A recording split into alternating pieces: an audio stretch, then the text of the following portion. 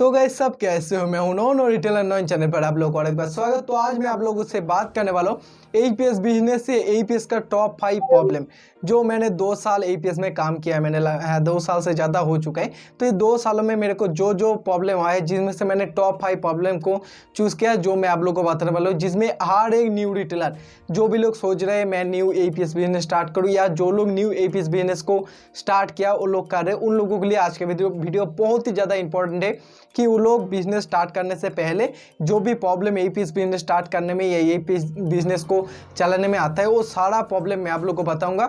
जो कि इस प्रॉब्लम का अगर आप पहले से जान के रखोगे तो बाद में आप लोगों को ज़्यादा दिक्कत नहीं आएगी। बट अगर आप लोग इस प्रॉब्लम को पहले से नहीं जान के रखोगे या पहले से सतर्क नहीं होगे तो आपको बहुत ज़्यादा प्रॉब्लम हो सकती। तो मैं आप लोगों से छोटा सा रिक्वेस्ट, जो लोग अभी तक चैनल को सब्सक्राइब नहीं किया सब्सक्राइब करके बेल आइकन दबा लो, जो ऑलरेडी कर चुके हो वो लोग आपको बहुत बहुत धन्यवाद। तो लेट्स गेट स्टार्ट। तो गाइस सबसे पहले एक अपडेट दे देता हूँ जो कि एसबीआई का जो एईपीएस सर्वर या एईपीएस सिस्टम जो डाउन था वो लगभग ठीक हो रहा है, बट अभी भी थोड़ा बहुत डाउन है। लगभग कल तक ठीक हो जाएगा, 9 तारीख तक ठीक हो जाएगा ऐसी इन्फॉर्मेशन आया है। बट मेरे को लगता है कि आज ही बट काम हो रहा है, छोटे मोटे कभी कभी काम हो रहा है कभी नहीं हो रहा है, बट पहले से बहुत ही ज़्यादा ठीक हो चुके। आप ट्राई करो, बट सबसे पहले कस्टमर के मिनी स्टेटमेंट चेक करो, उसके बाद अगर सही से मिनी स्टेटमेंट होता है तभी आप पैसे विड्रॉल करो। डायरेक्ट पैसे विड्रॉल बिल्कुल भी मत करना क्योंकि अभी भी फेल का चांस बहुत ही ज़्यादा है। बट 9 तारीख तक शायद हम सोच सकते कि ठीक हो जाएंगे।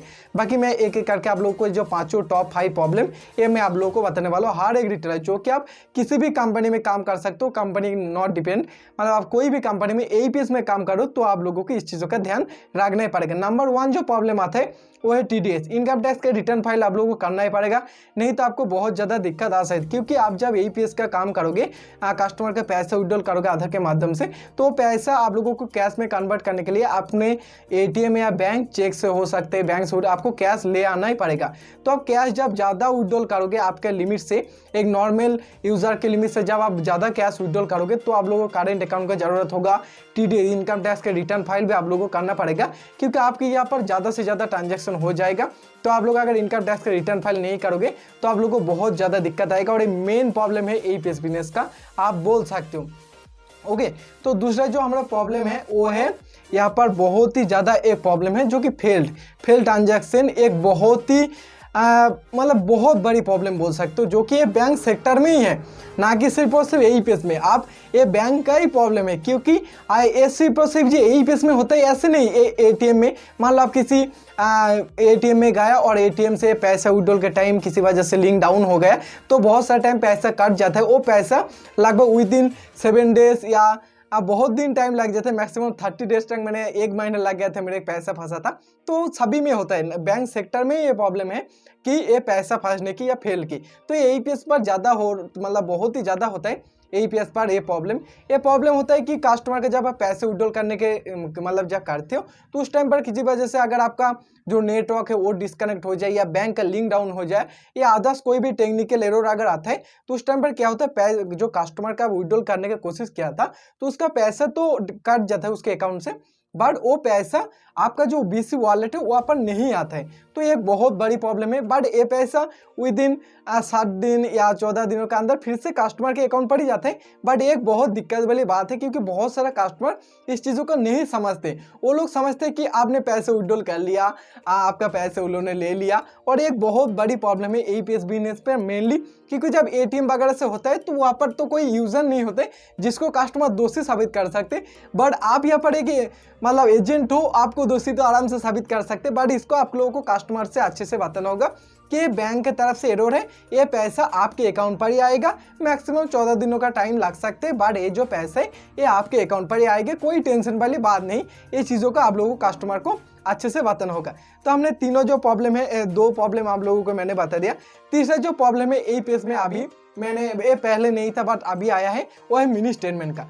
देखो एईपीएस में मिनी स्टेटमेंट पर कमीशन मिलता है जो कि 1 रुपीज़ का कमीशन मिलता है हर एक मिनी स्टेटमेंट पर ये मिनी स्टेटमेंट गलत दिखाते हैं। गलत मतलब जो रिसेंट मिनी स्टेटमेंट हम किसको बोलते हैं कि कस्टमर के अकाउंट पर कितना पैसा आया कितना गया, इस चीज़ों का हम वहाँ पर देख सकते हैं, जो जिसको हम मिनी स्टेटमेंट बोलते हैं। तो यहाँ पर एईपीएस में क्या होते हैं, जब हम मिनी स्टेटमेंट करते हो लगभग 2 मंथ 3 मंथ पीछे का मिनी स्टेटमेंट दिखाते हैं। तो मान लो कल किसी कस्टमर के अकाउंट पर 1000 रुपीज़ आया है और आज मेरे पास आके चेक करते हैं, तो मैं उसे नहीं बताऊंगा कि वो पैसा आया है नहीं आया है, या वो पैसा कहाँ से आया है और कितने रुपीस एग्जैक्टली आया है, ये चीज़ मैं उसे नहीं बता सकता हूँ। उसे मैं सिर्फ और सिर्फ जो टोटल बैलेंस है सिर्फ यही बता सकता हूँ, जो कि कस्टमर को बहुत ही ज़्यादा खराब लगते हैं। क्योंकि कस्टमर जब ओरिजिनल सीएसपी जो भी बैंक का आप चेक करो उसका जो ऑफिशियल सीएसपी पर जाएगा तो उनको मिनी स्टेटमेंट दिखा के सब कुछ बता दिया जाएगा कि कब आया है, कितने पैसे कहाँ से आए, फुल डिटेल्स वो सीएसपी बता सकते। बट हम आप लोग नहीं बता सकते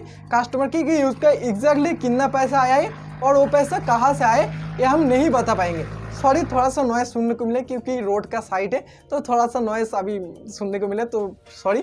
तो ओके, तो इसके बाद हमारा जो चौथा जो प्रॉब्लम आता है वो है चार्ज। देखो, ये चार्ज को लेकर भी बहुत ज़्यादा प्रॉब्लम आता है।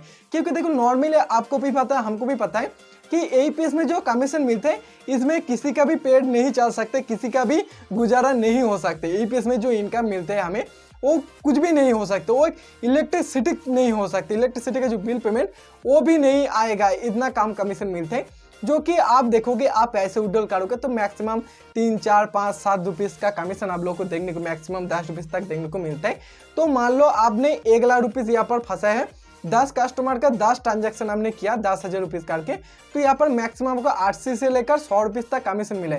मान लो आप 10 किलोमीटर दूर से बाइक से या किसी आदत से आप एटीएम से कैश लेकर आते हो, तो वहाँ पर आपका गाड़ी का तेल गया, आपका नेट अगर है मतलब ब्रॉडबैंड कनेक्शन वगैरह वहाँ पर गया, इलेक्ट्रिसिटी वगैरह गया, तो आपको रहेगा क्या सोच। इसके लिए हमें भी थोड़ा सा चार्ज लेना पड़ता है कि 10 रुपीज़, बहुत सारे लोग मार्केट के हिसाब से लेते हैं, मैं 10 रुपये लेता हूँ अपने कस्टमर से जो भी पैसे विड्रॉल करते हैं।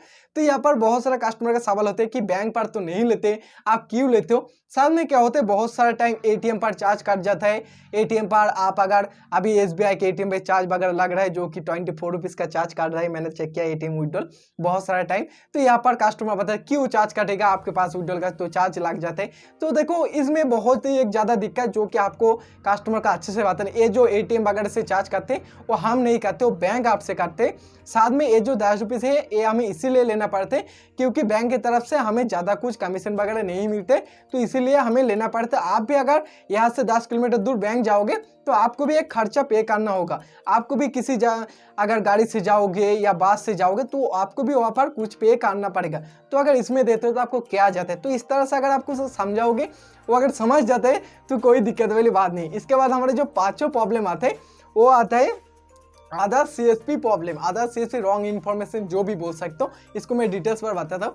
देखो, नॉर्मली आप जब काम करते हो, आपके अगर नियरेस्ट आपके 1 किलोमीटर 1.5 किलोमीटर का अंदर अदर्स कोई सीएसपी है, तो आपके पास कोई कस्टमर आया, जो मैंने 2 नंबर पॉइंट पर बताया था कि फेल हो जाता है।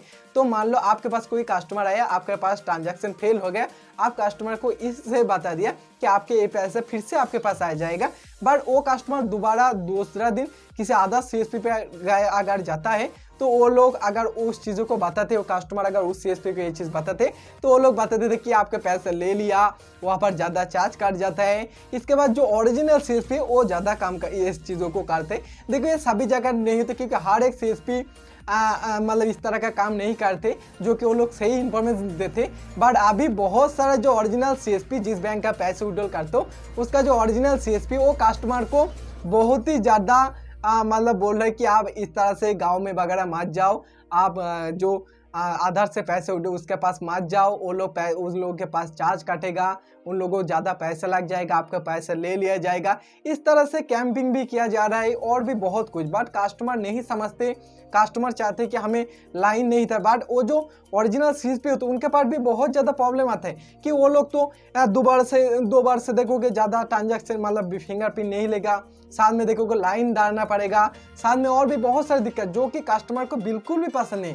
कस्टमर चाहते हैं हमें 10 रुपये चाहे लगे कोई बात नहीं, बट हमारा जो हमें लाइन ना डालना पड़े, हमें वहाँ पर अगर फिंगर नहीं तो और 2-3 बार ट्राई करें। तो इस तरह के कस्टमर चाहते हैं कि उनके साथ अच्छा बिहेव करे। बट देखोगे ज़्यादा जो बड़े बड़े सीएसपी वो लोग देखोगे वो लोग इतने जल्दी से काम करते हैं कि वो लोग अच्छे से कुछ चीज़ बताते ही नहीं है। तो इसमें क्या है, रॉन्ग इन्फॉर्मेशन दे देते हैं कि उनका पैसा ले लिया गया, वो पैसा उनको चार्ज ले लिया गया, पैसे ले लिए गए, इस तरह के इन्फॉर्मेशन वो लोग गलत इन्फॉर्मेशन प्रोवाइड कर देते, जिसमें कस्टमर के अंदर एक पैनिक सिस्टम हो जाते और कस्टमर भी उनके एरिया में इस तरह का बोल देते, जिसमें एक सीएसपी को न्यू सीएसपी को बहुत ज़्यादा दिक्कत हो जाते।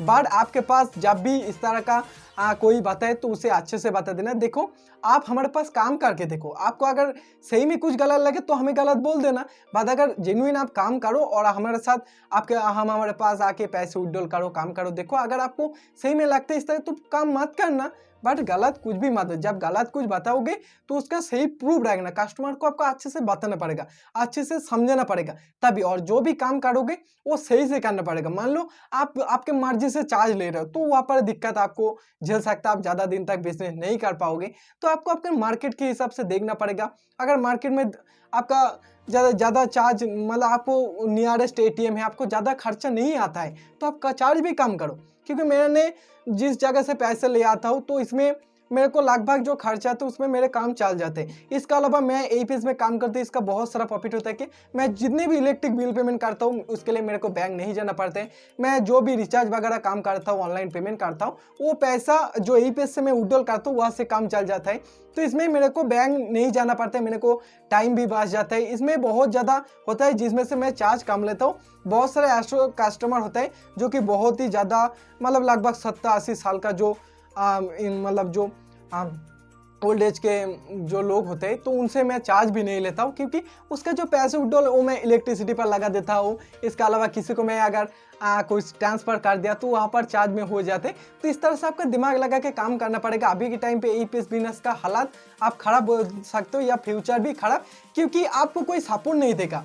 आप एपीएस बिजनेस करो, मैं आप लोग को मना नहीं कर रहा हूँ, मैं आप लोग को जो चीज़ है वो मैं बता रहा हूँ एपीएस बिजनेस का। आप मान लो आपको एपीएस बिजनेस आप कर रहे हो, आप बैंक पे जाकर थोड़ा मदद मांगोगे, आपको एक जीरो कोई भी सपोर्ट नहीं दिया जाएगा बैंक के तरफ से, ना आपका लोकल किसी भी जगह से आपको सपोर्ट नहीं मिलेगा। आप अगर बोलते हो कि मैं आधार से पैसा विड्रॉल करता हूँ तो एक जगह से भी आपको एक थोड़ा सा भी सपोर्ट नहीं मिलेगा, ये ऐसे चीज़ है। बट अगर आप कोई बैंक का सीएसपी लेकर काम करोगे तो दिन में अगर एक ट्रांजैक्शन भी करोगे ना तो आपको अच्छा रेपुटेशन मिलेगा, आपको सपोर्ट अच्छा मिलेगा, सब कुछ मिलेगा। बट अगर बोलते हो आधा से पैसे विड्रॉल करता हूँ तो आपको बैंक से कोई सपोर्ट नहीं मिलेगा, आधा जो भी जगह वहाँ से भी कोई सपोर्ट नहीं मिलेगा। ऐसे भी तो अभी जो नियरेस्ट थाना वगैरह होता है वहाँ से जो पुलिस स्टेशन होता है वहाँ से भी मतलब इन्फॉर्मेशन सेंड करें कि आप आप आधार से पैसे में बिल्कुल मत विड्रॉल करो, आप किसी ओरिजिनल सीएसपी से पैसा विड्रॉल करो, आधार सीएसपी से मत। हालांकि ये बात सही है इसमें, क्योंकि बहुत सारा जो अच्छे लोग काम करते हैं इनके साथ साथ बहुत ही बुरा लोग भी काम करते हैं, तो उनके लिए इस चीज़ों का खड़ा पड़े। तो आप काम कर रहे हो अच्छे से, आपके दिल से काम करो और जो भी काम सही से करो, कस्टमर के साथ अच्छे बिहेव करो, कस्टमर को आपका लगे जितना इतना मेरे खर्चा है उस हिसाब से चार्ज करो, ना कि 5,000 रुपीज़ चार्ज कर रहे। बहुत सारे लोगों को मैंने देखा 50 रुपीज़ चार्ज ले रहे हैं। अब भाई 5,000 रुपीज़ 50 रुपये अगर चार्ज लेता हूँ तो ये बहुत हाई चार्ज हो रहा है, मेरे ख्याल से ये बहुत ही हाई चार्ज है। तो चार्ज को भी आपके कंट्रोल में रखो, आप सही से बिजनेस करो तो आप कर सकते हो। बट एपीएस ओनली एपीएस को बिल्कुल भी मत रखो, एपीएस के साथ किसी अदर्स बिजनेस करो या किसी अदर्स बिजनेस के साथ एपीएस करो, सिर्फ और सिर्फ एपीएस को रखे बिल्कुल भी मत करना। एक चीज़ रजिस्टर मेंटेन, कस्टमर का थंब बहुत इंपॉर्टेंट है अभी के टाइम पे एपीएस बिजनेस पर। तो मैंने जो 5 प्रॉब्लम बताए ये मैंने खुद एक्सपीरियंस किया लगभग 2 सालों में, जो मैंने आप लोगों को बताया। बाकी इसके अलावा कुछ प्रॉब्लम आपके है तो कमेंट करके बता सकते हो, हर एक कमेंट के रिप्लाई मैं आप लोगों को देते रहूंगा। आज के लिए इतना ही, thanks for watching my video. जय हिंद, धन्यवाद, थैंक यू, बाय बाय।